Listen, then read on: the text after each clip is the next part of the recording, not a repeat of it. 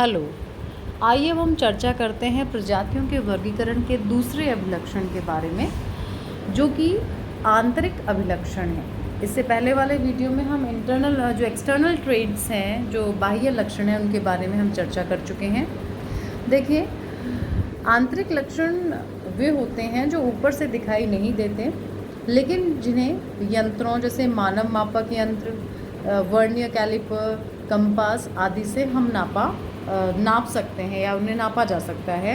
यानी ऐसे कोई मेजरिंग इंस्ट्रूमेंट्स हैं जिनसे हम जो ह्यूमन जो फीचर्स हैं, लक्षण हैं, उनको नाप सकते हैं और उनके आधार पर हम जो विभिन्न प्रजातियां हैं उनका वर्गीकरण कर सकते हैं। देखिए, आंतरिक लक्षण में सबसे पहला जो और सबसे मुख्य लक्षण है वो है सिर की बनावट। इसे हम कपाल सूचकांक कहते हैं, क्रेनियल शेप या सेफेलिक इंडेक्स भी कहा जाता है इसे। देखिए, ये जो सर की बनावट है, ये जो अपने शारीरिक लक्षणों में सबसे महत्वपूर्ण है, क्योंकि इस पर वातावरण का प्रभाव बहुत कम पड़ता है। सर की बनावट के आधार पर हम प्रजातियों को पहचान सकते हैं, और क्योंकि जो भी प्रजातियां हैं उन सभी प्रजातियों में सर की बनावट में काफ़ी अंतर पाया जाता है।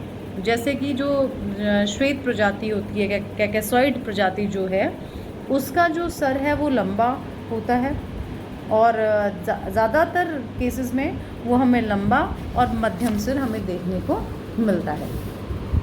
अब ये जो सर की बनावट है, इसे हम जानने के लिए उसकी लंबाई चौड़ाई ज्ञात कर उसका इन लंबाई और चौड़ाई का जो पारस्परिक संबंध है वो बताया जाता है। सिर की लंबाई बेसिकली हम नापते हैं नाक के ऊपर जो भौहें होती हैं, हमारे आइज़ के पास जो आईब्रोज होती हैं, उनसे लेकर पीछे जो गर्दन वाला पार्ट है वहाँ तक ये नापी जाती है। और जो चौड़ाई का जब बात आती है सर की चौड़ाई की, तो चौड़ाई दोनों कानों के कुछ ऊपर से ज्ञात की जाती है। सिर की चौड़ाई को 100 से गुना कर सिर की लंबाई का भाग देकर कपाल या शिरस सूचकांक जो है वो निकाला जाता है। ठीक है, तो इसका ये जो शिरस सूचकांक है या सेफेलिक जो इंडेक्स है, वो हम उसकी जो यूनिट है, इकाई जो है, वो हमेशा यूनिट्स में ही हम प्रदर्शित करते हैं, इकाइयों में ही उसे प्रदर्शित किया जाता है। इसका जो मेन जो फॉर्मूला है वो है सेफेलिक इंडेक्स बराबर सिर की लंबाई अपॉन सिर की चौड़ाई इंटू 100, और इससे हम सिर की जो एग्जैक्ट यूनिट है, इकाई है, वो जान सकते हैं। सिर के आकार को देखने से हमें क्लियर हो जाता है कि कुछ सिर लंबे दिखाई देते हैं तो कुछ छोटे। सामान्यतः लंबे सिर संकड़े और छोटे सिर चौड़े होते हैं। जनरली हम यही देखते हैं कि अगर लंबा सिर होगा तो वो सकड़ा होगा, और जैसे छोटा सिर होगा तो वो चौड़ाई अधिक होगी उस सिर की। कपाल सूचकांक के आधार पर मानव सिर को हम 3 कैटेगरीज में डिवाइड करते हैं।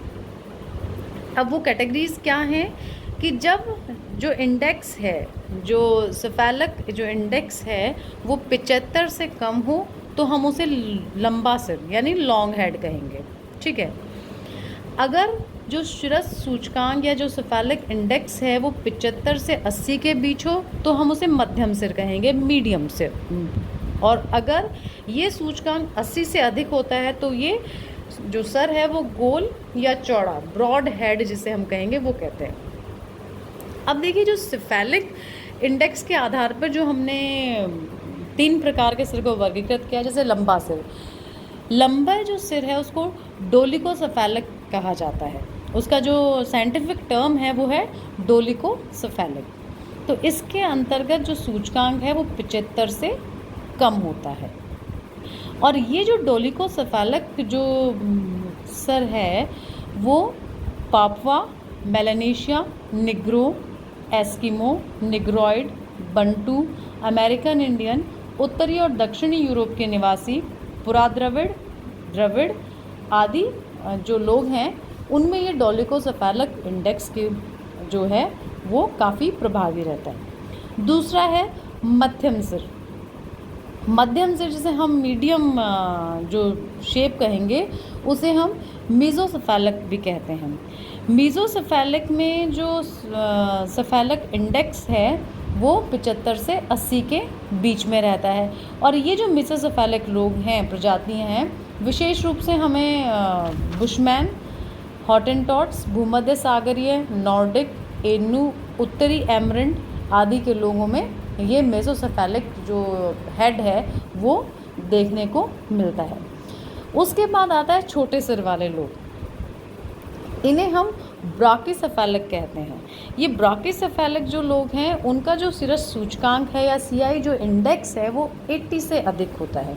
तो ये वाले लोग विशेष रूप से ये ब्राकिसेफेलिक जो हैं वो हमें यूरेस्टिस, एल्प्स, तुर्क, मंगोल आदि लोगों के अंदर उस प्रजाति में ये विशेष रूप से मुख्य लक्षण पाया जाता है। अब ये चित्र के माध्यम से हम देख सकते हैं डोलिकोसेफेलिक जो है, डोलिकोसेफेलिक हेड जो एक्सिस में लंबा होता है तो उसकी चौड़ाई कम होगी, और वो इस फेस से इसके जस्ट नीचे एक स्केच बनाया हुआ है उससे मिलता जुलता है। उसके बाद आता है मीज़ोसेफेलिक। मीज़ोसेफेलिक जो है उसमें 75 से 80 के बीच में जो सीआई इंडेक्स आता है तो वो थोड़ा ब्रॉड लिए हुआ होता है, तो लेंथ इसकी कम होती है। इसको हम इस शेप से पहचान सकते हैं। और लास्ट में आता है ब्राकिसेफेलिक। ब्राकिसेफेलिक जो है वो इस प्रकार का चौड़ा सिर होता है। तो ये तो हुई जो हमारा सेफेलिक इंडेक्स है। उसकी बात आइए हम अगला लक्षण देखते हैं, वो है कपाल क्षमता या धारिता, जिसे हम क्रैनल कैपेसिटी कहते हैं। देखिए, जो हमारे कपाल की धारिता जो है प्रजातियों के निर्धारण का एक ये भी इम्पॉर्टेंट तथ्य है। यूरोप में जैसे कि एग्जाम्पल हम देखें, सपोज़ यूरोप में तो पुरुषों के कपाल की जो औसत धारिता है वो 1450 सीसी होगी। वहीं जो यूरोपियन विमेन जो हैं उनकी जो कपाल धारिता है वो 1300 सीसी के आसपास मापी जाती है। विभिन्न प्रजातियों की जो लोगों की खोपड़ियां हैं, जो कपाल हैं, उनकी धारिता 1100 सीसी से लेकर 1500 सीसी तक होती है। यूरोप और पोलिनेशियाई लोगों की कपाल धारिता प्रायः समान होती है, लेकिन जैसे निग्रो जाति को हम देखें तो निग्रो जाति की कम होगी और ऑस्ट्रेलाइड प्रजाति की कपाल धारिता ज़्यादा 1300 सीसी के आसपास होगी। वहीं अगर हम बुशमैन, वेदा, निग्रिटो लोगों की कपाल धारिता देखें तो प्रायः वो इन बाकी प्रजातियों से काफ़ी कम होती है।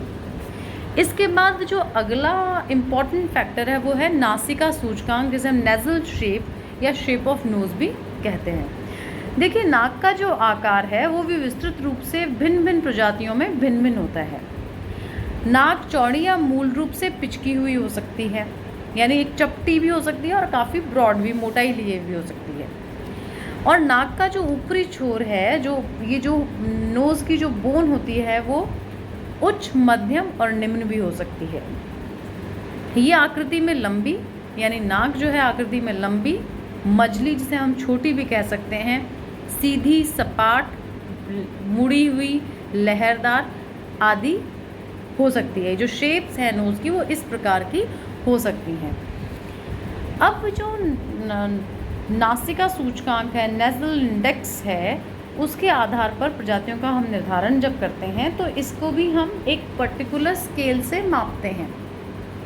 नाक की लंबाई चौड़ाई के प्रतिशत के अनुपात को बेसिकली हम नेज़ल इंडेक्स कहते हैं। नेज़ल इंडेक्स में हम क्या लेंगे? रेशो लेंगे नाक की लंबाई और चौड़ाई को। ये ज्ञात करने के लिए नाक की चौड़ाई को 100 गुना कर नाक की लंबाई का भाग दिया जाता है। यानी नेज़ल जो इंडेक्स है उसमें नाक की चौड़ाई डिवाइडेड बाय नाक की लंबाई इंटू 100, इस फॉर्मूले से जो है हम नेज़ल इंडेक्स को निकालते हैं।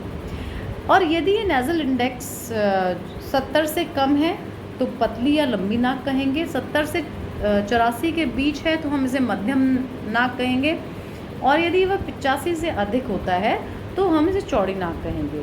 तो नेज़ल इंडेक्स को जानने के लिए जो मेन हमारा जो फॉर्मूला होगा वो ये ध्यान में रखना है हमें, नाक की चौड़ाई डिवाइड बाय नाक की लंबाई इंटू 100। वहीं जब हमने शिरस सूचकांक की चर्चा की थी तो शिरस सूचकांक में क्या था? सिर की लंबाई डिवाइडेड बाय सिर की चौड़ाई इंटू 100 था। अब अगला जो हमारा मेन जो प्रजातियों के वर्गीकरण का जो लक्षण है लास्ट, वो है ब्लड ग्रुप, रक्त समूह। देखिए, प्रत्येक प्रजाति में एक विशिष्ट प्रकार का रक्त पाया जाता है जो कि अन्य प्रजातियों से उसको भिन्न करता है।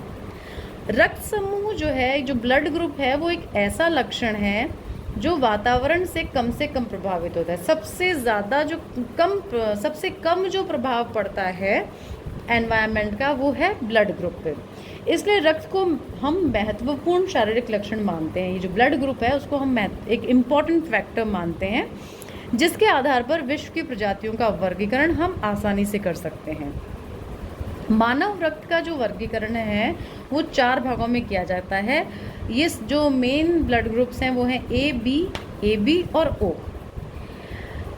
यह रक्त में लाल अणुओं में पाए जाने वाले हल्के श्वेत पीले तरल पदार्थ, जिसे हम सीरम कहते हैं, उस पर आधारित है। यानी जो भी ब्लड ग्रुप्स हमने अलग अलग किए हैं उनका जो वो किस आधार पे किए हैं, जो ब्लड के अंदर जो सीरम मौजूद होता है उस आधार पर हमने ब्लड को अलग अलग ग्रुप्स में डिवाइड किया है।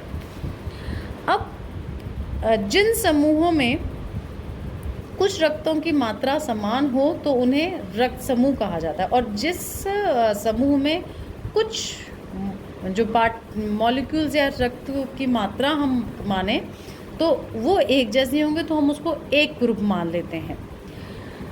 देखिए, जबकि जितनी भी रेसेस हैं, हमारे जितनी भी प्रजातियां हैं, वो चारों रक्त समूह वाले लोग उनमें पाए जाते हैं। लेकिन तुलनात्मक दृष्टि से अगर हम कंपैरेटिव पॉइंट ऑफ व्यू से कंपैरिजन करें तो एक विशिष्ट रक्त समूह वाले व्यक्ति बहुसंख्या में होते हैं। यानी कोई भी प्रजाति होगी, ब्लड ग्रुप्स हर प्रजाति में विशेष सारे पाए जाते हैं, लेकिन अगर कोई एक विशेष प्रजाति है उसमें किसी एक ब्लड ग्रुप के लोग संख्या में ज़्यादा होंगे। जनरली क्या होता है, कैकेसाइड जो है, कॉकेसाइड प्रजाति है वेस्टर्न यूरोप की, जो है पश्चिमी यूरोप की, उनमें ए रक्त समूह अधिक होता है। तो बाकी रक्त समूह भी इन कॉकेसाइड प्रजाति में पाए जाते हैं, लेकिन अगर कंपैरिजन हम करें तो ए रक्त समूह वाले लोग उनमें ज़्यादा पाए जाते हैं। वहीं अगर हम मंगोलाइड प्रजाति को देखें तो मंगोलाइड प्रजाति में बी रक्त समूह सबसे प्रोमिनेंट है।